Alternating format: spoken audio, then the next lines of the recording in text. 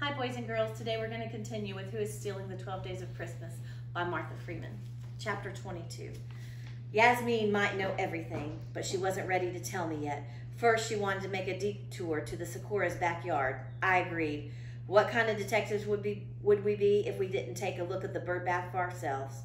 Officer Kreikel's car was still out front. I wondered what was going on inside the house. Had Sophie confessed? Was she really the bird thief? Is that what Yasmin had figured out? We stayed close to the Ryans' house as we jogged between it and the Sakura's fence where we could see into the backyard. We weren't precisely sneaking, but we didn't want anyone to look out and see us either. Sure enough, when we looked over the fence, the calling bird was sitting in the bird bath. It looked very funny there, funny and wrong. Why would the thief have put it there? All the other birds had been returned to their own flocks. Okay, I said, when we were back on the sidewalk, explained. Yasmin grinned. It was a grin I didn't like much. About how many mice would fit into the picnic cooler, she asked. We walked up the sidewalk and into my front yard. We walked into my house and I set Luau down. We took off our coats and hung them up. We found a note from my dad on the kitchen table. Gone Christmas shopping, back for dinner. We sat down. All the time Yasmin explained her theory to me. Bub had stolen the mice from Mega Menagerie and was keeping them in his bathtub. It was the mice in the bathtub that Luau wanted. That was the reason he'd been visiting Bub lately. The shape I chased last night, it was Joe. Hadn't I said the shape was small and quick? Anyway, that was why Bub seemed so eager to help us come up with a list just now. He wanted to make sure that he wasn't on it. The more Yasmin talked, the sadder I felt. I didn't want it to be Bub. I kind of liked Bub. I definitely liked his soup. But I remembered something, two somethings. First, Bub had said he hated Christmas. Second, he said he liked jokes. A joke was like a prank, right? Mom and Officer Kreikel called the missing birds a kid prank. Well, maybe they were half right. Maybe it was a grown-up prank. Maybe it had nothing to do with mice. Maybe he was just mad at all the neighbors who called his house an eyesore, and it was his way to get back at them. I didn't think it was funny, but someone else might. Well, Yasmin concluded, what do you think? I don't want it to be Bub, I said. Alex, we don't get to pick who it is, Yasmin said. It just is who it is. We can't let feelings get in the way. We have to look at the evidence. That's a detective's job. I never liked detecting, I reminded her. Anyway, let's do what you said before. Let's write a list. It doesn't have to be Bub. Officer Kreikel thinks it's Sophie Sakura. I got a pad and pencil out of the kitchen junk drawer. At the top, I wrote suspects. Then, even though I didn't want to, I wrote Bub and Joe. Then I wrote why, and after that I wrote, hates Christmas, likes pranks, mysterious cooler, Luau likes bathtub. Wait a minute, I said. Luau started visiting Bub's last week and bumping at the bathroom door. He wanted the mice, said Yasmin. I shook my head. No, he didn't. Why would Luau care about a tub full of super macho military mice? Because they're mice, Yasmin said. You know, cats, mice. Yasmin, I said patiently, they're not real mice. No blood, no guts, none of that yummy stuff. Yasmin opened her mouth to argue, then she closed it. My brilliant logic had stopped her. Okay, she said after a minute, if you're so smart, who did it? Mr. Stone, I said, and I wrote that down. What? You heard him at the Jensen's party. The Ryans' ducky's been driving him crazy for years. This year he just... I snapped my fingers. He probably stole the birds because he wanted everybody to get new ones, make their displays better. But who's the shape, Yasmin said. Where's the connection to the mice? His grandchildren, I said. They don't live far away. One of them is probably the shape. Mr. Stone made the treasure map. He was hiding the mice for them. Yasmin is thinking this over. I could see the wheels turn. Then she cocked her head. Alex, get real, she said. Can you seriously see an old rickety man like Mr. Stone robbing a toy store? What did he do, climb in the window? No way. I had to admit there was a problem. Still, I wrote down Mr. Stone on the list. And after that, why, I wrote, hates Ryan's ducky, give mice to grandchildren, improve 12-day birds. Anyway, Yasmin said while I wrote Mr. Stone gave us hot chocolate. He wouldn't give the detectives hot chocolate if he were the bad guy. By that logic, Bub's innocent too, I said. He gave us soup, didn't he? Besides, now you're letting your feelings get in the way. Am not, said Yasmin.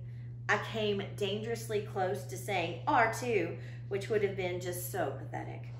But luckily I was stopped by the sound of the speakers outside. On the first day of Christmas, my true love gave to me a partridge in a pear tree. Yasmin grinned. Neither of us was tired of that music yet, even though the grown-ups were. To us kids, it always means Christmas. I have a different idea, Yasmin said. Let's phone Russell. I've been thinking about the calling bird in the bird bath. It doesn't fit. Where did it come from? Why did it show up this morning? How come the thief didn't put it back with its own flock like he did the other birds? 4 calling birds, sang the music helpfully. I nodded. Plus, it doesn't make sense that Graham was over there. He thinks Byron's a crybaby. They never play together. We went into the den so I could look up the number. From the den, we could see the tourists outside. Among them tonight were Mrs. Miggins and Leo G. Luau had noticed them too. He stood on the back of our sofa, swishing his tail. I dialed the phone and asked to speak with Russell. When he came on, I told him we had talked to Officer Kreichels. Then I asked him, since when does Graham hang out with Byron? Since never, Russell said. That lady at the police station? The one that wrote down what I said? I thought she sounded kind of confused. I said it was Billy Jensen who was over there. He saw the bird in the bird bath. He told Graham, and Graham told me. I knew it was evidence, so I called the police. Smart, huh? Very smart, I assured him. Besides, Sophie wrecked my party. I didn't exactly mind turning her in. Did they arrest her? Did they put her in handcuffs and haul her away? I told him I doubted it, but if so, he could read it in the newspaper. Billy Jensen, Yasmin repeated when I told her what Russell had said. That little gossip, leave it to him. Anyway, it reminds me. Michael was doing his own detecting, remember? That's what he said when we saw him yesterday. I nodded. I gave him our first piece of evidence, I said, but it doesn't matter now. We've got way better evidence than any old mouse price tag. Maybe Michael knows something, Yasmin said. Maybe we should pool our information. You mean share, I said. No way. We're going to solve this ourselves. I think I've got it all figured out. Yasmin looked skeptical. Mr. Stone? I shook my head. Tiny miscalculation there. Okay, genius, she said. What's the latest? I nodded at the window.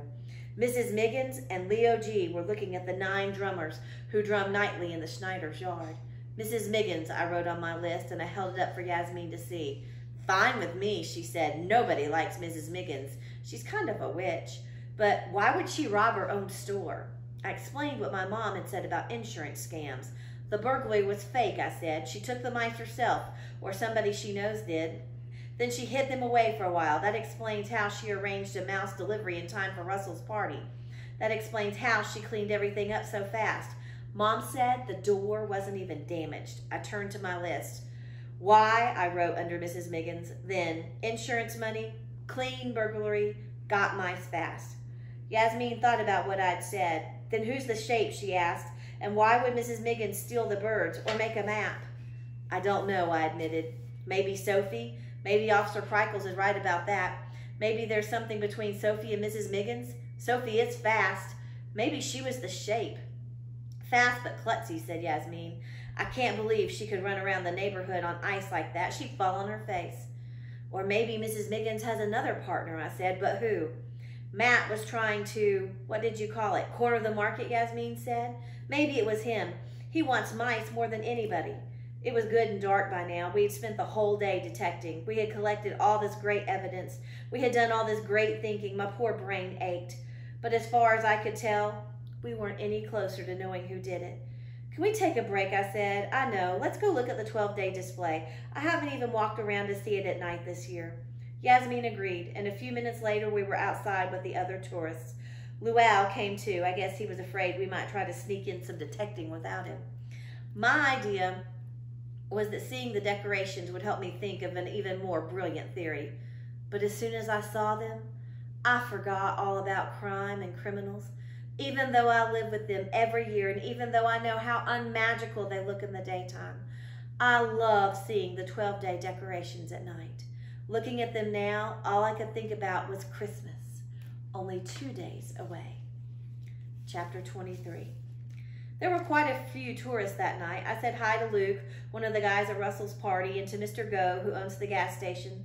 In front of McNitt's house, we caught up with Michael and Billy Jensen. There was no point talking to Billy. He was singing along with something on his Discman. It sounded pretty bad with the 12 Days of Christmas playing at the same time. "Did you guys hear?" Michael asked us. "The police solved the case before I could. There goes my reputation." "Don't feel bad," Yasmin said. "It must have been a tough one." "I do feel bad, though," Michael said, "because I was so far off. I had been thinking maybe Bub, well, you know. But the Sikoras had the calling bird. Billy saw it. I guess that's that." I was afraid Yasmin might argue with him. She could never resist arguing. To keep her quiet, I said the first thing that popped into my head. "Mr. Stone will be really glad to get that bird back, since his family made them and everything." Michael laughed. "My mom says if she hears that story one more time—" Now Yasmin interrupted. She had to defend her new best bud, Mr. Stone. "But they are nicer than the other birds. Homemade, not plastic. And today he told us that one was special. His daughter made it." "I wondered about the eyes," Michael said. "Why do girls like pink so much? Why isn't blue the girl color?" That was a good question. I'd never thought about it. But Yasmin said it was a tradition, the same as Christmas colors being green and red. "My mom could probably look it up where it comes from," she said. "She's great at that." While we were talking, Luau went over to see about Leo G. Being king and all, Luau expects any other animal that visits the neighborhood to bow or at least stand still for a polite sniff. Unfortunately, Leo G didn't know this. He is friendly to all creatures, even muscly orange cats. So when he saw Luau coming, he got all delighted and wagged his tail and stomped his front paws. "Hey, Luau, watch out!" I tried to warn him, but it was too late. Luau shook his big, old, slobbery head, and Luau was slime sprayed from nose to tail. "Meow!" he hollered, and it meant, "I have never been so humiliated." Yasmin and I couldn't help it. We laughed till our tummies hurt. So did Michael and the other tourists in front of the Mignitz display. Only Billy and Mrs. Miggins missed out. Billy because of his Discman, and Mrs. Miggins because she has absolutely no sense of humor. "Your cat was annoying, Leo G," she said to me. I gulped to stop myself from laughing. "Sorry," I said. Chapter 24. Yasmin had to go home for dinner, but "I'll be over tomorrow at 7:45 sharp," she said. "We need to work on our list. Tomorrow we solve the mystery." I didn't tell her I had one more name to add to the list. Yasmin Pop. I didn't want to add it, but she was the one who said a detective has to look at the evidence, right? That the detective can't let feelings get in the way. Back in the den, I wrote Yasmin, and under Y, I wrote person you least suspect, fast, ditched me to return the swan, ? So now there were 4 official suspects, Yasmin, Mr. Stone, and Bub, plus Officer Kreikel's pick, Sophie Sikora. I looked at the list and shook my head. None of them seemed precisely right. We needed more evidence, but I didn't know where to look. "Anybody home?" Dad called. "I'm here," I answered. At the same time, my stomach growled. Detecting was hungry work, and all I'd eaten since noon was a bowl of soup. After Dad put his packages away, he fixed spaghetti for dinner. I was telling him how Officer Kreikel thought Sophie was the bird thief when Mom came home. She said hi, then went upstairs and changed into sweatpants, sweatshirt, and the fuzzy slippers I had given her for her birthday. Back in the kitchen, she looked at her watch and said, "Want to see something funny?" We followed her into the den, and she turned on the TV. There she was on the screen, talking to Stan, the local news guy. "Detective Parakeet," Stan said, "is it fair to characterize this as a rash of burglaries as a Let me try that again. Detective Parakeet, Stan said, "is it fair to characterize this rash of burglaries as a holiday crime wave?" "I don't think that a sensational label serves the public good. Do you, Stan?" Mom said. "Toy mice have been taken from 4 stores in a 50-mile radius of College Springs. That seems to be the extent of the crime wave." "Should homeowners take additional security measures?" Stan asked. "It's wise to be prudent," Mom said, "but I see no cause for alarm." The station cut to a commercial for cat food. Luau hadn't come home yet. I figured he was looking for a beauty salon that stayed open late. It was too bad he had to miss this commercial, though. Some of the cats were very good looking.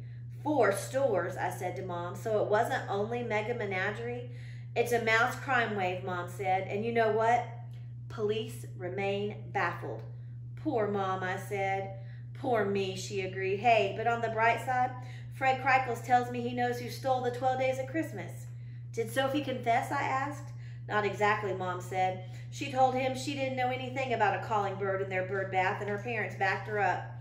Then she had one of her tantrums, and of course they blamed poor Fred. Honestly, that child is so spoiled. But spoiled doesn't necessarily make her a thief, I said. Dad looked at me. You don't sound like you agree with Officer Kreikel's assessment.